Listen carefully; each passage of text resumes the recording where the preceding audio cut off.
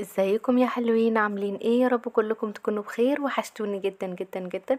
النهارده جايه لكم فيديو جديد، عايزاكم حالا تنزلوا تحطوا لايك للفيديو ده. لو انتوا اول مره بتشوفوني ولسه مش مشتركين معايا في القناه، يا ريت تنوروني بالاشتراك من كلمه اشتراك باللون الاحمر، وتفعلوا زر الجرس عشان كل ما انزل فيديو تتفرجوا عليه وتشوفوني على طول. عايزه اقول لكم وحشتوني جدا جدا من الفيديو اللي فات لحد الفيديو ده. بجد مساء الخير عليكم او صباح الخير عليكم على حسب ما بتشوفوني.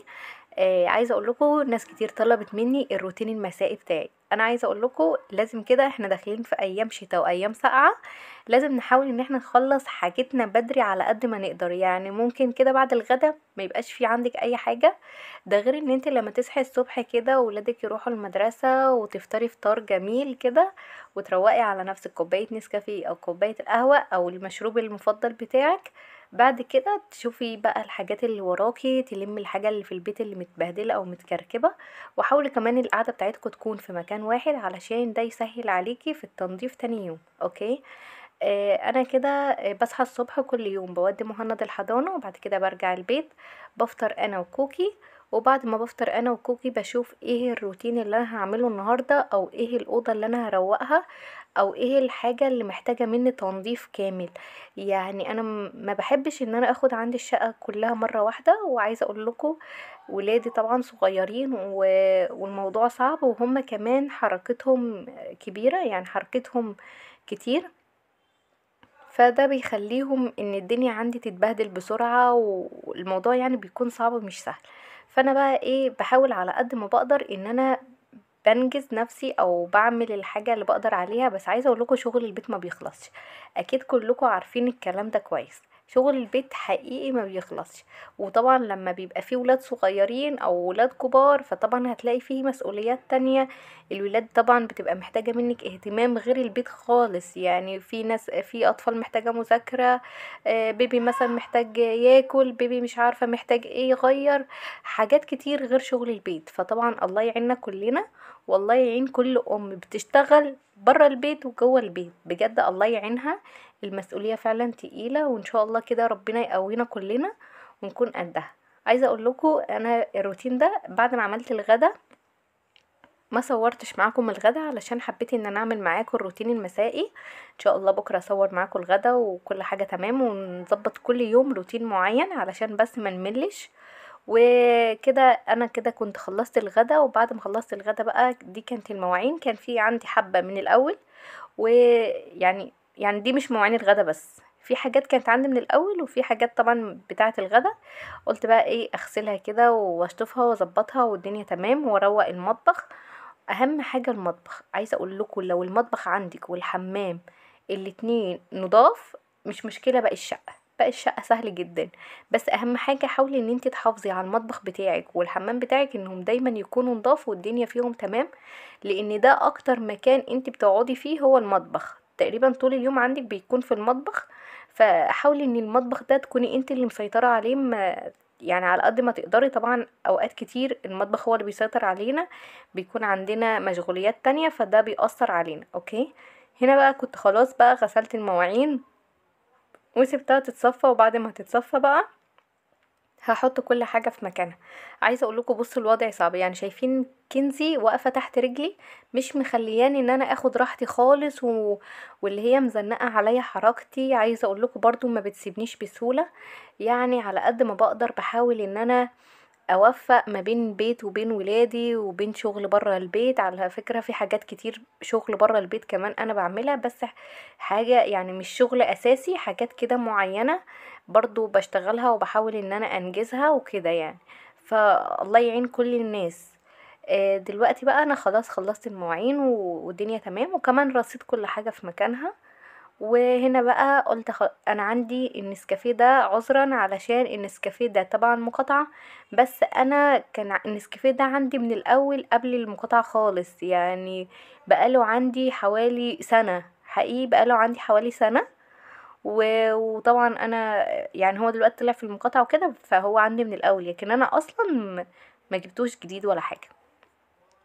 انا كنت بعمل الرغوه بتاعه النسكافيه دي علشان كان في ناس سالتني عنها، وانا كنت عاملاها في فيديو قديم قبل كده، فقلت هي اصلا خلصت عندي، فقلت هعملها لكم مره تانية وعايزاكم تركزوا معايا. الرغوه بتاعه النسكافيه دي يا جماعه ما تنفعش خالص بالحليب، يعني الناس اللي بتعملها بالحليب، عشان في كومنتات جاتلي ان هم عملوها بالحليب وما يعني ما خدوش الرغوة المطلوبة او ما خدوش الفوم اللي هم عايزينه والكلام ده. فالرغوة دي يا جماعة ما بتتعملش غير بالمية المتلجة او قطع التلج، يعني بتعمليها بمية تكون كده طالعة من الفريزر، اوكي. ما بتتعملش خالص بالحليب. هنا بقى حطيت ضربتها كده شوية، وبعد كده رحت حطيتها في الفريزر عشان تجمد معايا اكتر، وبعد كده هرجع اضربها تاني، هسيبها في الفريزر تقريبا 10 دقايق، وبعدين هرجع اضربها مرة تانية. هنا بقى كنت جايبة علبة مرقة، فطبعا العلبة اتقطعت يعني، بس مش مشكلة انا كده كده برميها، بس ولادي كانوا خدوها وقطعوها. وبعدين بقى قلت ان انا كان عندي علب فاضية، العلب دي حلوة جدا، يعني منظمات جميلة جدا، يعني اي حاجة كده تجيبيها وتلاقي ان هي فيها علبة، حاولي ان انت تستغلي العلبة دي، هتلاقي ليها استخدامات كتير عندك في البيت. فحاولي ان انت تستغليها وتحطي فيها اي حاجة، بجد هترتب لك الدنيا وهتسهل عليكي. بصوا انا العلبة دي كنت جايبة فيها شوربة سي فود، فهنا بقى خلاص بقى الشوربة خلصت وتمام، وبعد كده رحت خدتها وغسلتها. اول حاجة كنت حاطة فيها ذرة فشار، وبعدين ما كانش عندي ذرة فشار قلت احط فيها مرقة، ولما اجيب ذرة فشار عندي علب تانية. فاي حاجة عندك تشتريها من بره يكون فيها علبة، حاولي بقى ان انت تستغلي العلبة دي في اي حاجة عندك في البيت، طبعا بتلم الكركبة خالص وبتنظم دنيتك وضرفة الخزين عندك في المطبخ هتلاقيها مترتبة ومتنظمة وكل حاجة تمام. بصوا بقى النسكافيه شكله عامل ازاي، بجد تحفة. ولا اقول لكم الريحة بجد جميلة جدا، يعني حقيقي الريحة بتاعتها قمر قمر قمر. اعملوا بس النسكافيه، الرغوة بتاعت النسكافيه بالطريقة دي وادعولي. هنا بقى انا كنت ضفت بقية الكمية بتاعت النسكافيه والسكر، وزودت حبة مية صغيرين، ويعني بقيت يعني اضرب كده واكمل. الناس اللي هتقول ان هي ممكن تعمل الرغوة دي بالمضرب اليدوي، لا مش هتنفع خالص خالص خالص، وما تحاوليش، لان هي مش هتنفع غير بالمضرب الكهربائي، ولازم كمان يكون على سرعة عالية علشان تقدري تاخدي الفوم المطلوب. تمام. وكل ما الفوم بيفتح وكل ما الفوم بيتقل وبيفتح، ده بيديكي نتيجة احسن في النسكافيه لما بتيجي بتعملي بعد كده. بصوا شكلها بتتقل ازاي وبتفتح يعني واخدين بالكم ان هي تقيلة، والريحة بتاعتها بجد جميلة جدا. انا ضفت عليها كمان باكيت فانيليا صغير، تقدري تضيفيه وتقدري لا ما تضيفيهوش، يعني تستغني عنه خالص، ده على حسب راحتك انت وعلى حسب رغبتك. بس انا بضيفه بيدينا نكهة، بيعزز الطعم وبيدينا نكهة زيادة، والريحة بتاعته بجد تحفة. هجربها لكم دلوقتي وهحطها هنا في العلب. بصوا بقى الكوباية عملت معايا كام علبة، ما كانش عندي علبة كبيرة فقلت هحطها كده في كام علبة صغيرة، فهوريها لكم كده. كفت معايا حوالي 3 علب وكانت جميلة جدا. بصوا الكريمة شكلها جوسي وجميلة كده، بجد تفتح النفس. انتي كل يوم كده تصحي من النوم هتاخدي معلقة كبيرة منها وعلى كوباية حليب وتقلبيها، هتشربي احلى كوباية نسكافيه، يعني كأنك في الكافيه بالظبط. بجد جميلة جدا وطعمها تحفة وحلوة قوي يعني احنا عملنا النسكافيه بتاع الكافيه عملناه في البيت، اوكي. هنا بقى بصوا كفت معايا 3 علب، وهعمل لكم دلوقتي منها كوبايتين نسكافيه.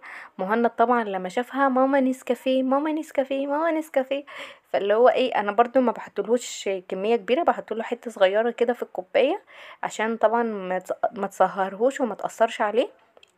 بحطله حته صغيره كده في الكوبايه، وبعد كده بزود له بقى الباقي كله حليب، يعني يعتبر هي كوبايه حليب وان هو يشربها بالليل يعني وكده. الكميه كفت معايا 3 علب، وغطيتها كده بالغطيان زي ما انتوا شايفين. هحطها بقى في الفريزر، بصوا شكلها، هحطها كده في الفريزر، وبعد كده كل يوم الصبح لما اصحى من النوم اخد منها معلقه كده واحطها على كوبايه حليب، احلى حاجه مع سندوتش بيض سندوتش جبنه، حاجه خفيفه كده ولطيفه، يعني احلى جو واحلى فطار كمان. هنا بقى كنت خلاص تقريبا خلصت، وحطيت كمان النسكافيه ده انا كنت خدت الباقي اللي كان في العلبة اللي انا ضربت فيها وحتة كمان من العلبة. عايزه اقول لكم كده الفيديو بتاعنا خلص، وده كان النسكافيه بتاعنا. يا رب يكون عجبكم، والفيديو يا رب يكون عجبكم. لو وصلتوا معايا في الفيديو لحد هنا ما تبخلوش عليا باللايك الجميل والاشتراك في القناه عشان يوصل لكم كل جديد. والسلام عليكم ورحمه الله وبركاته، وباي باي.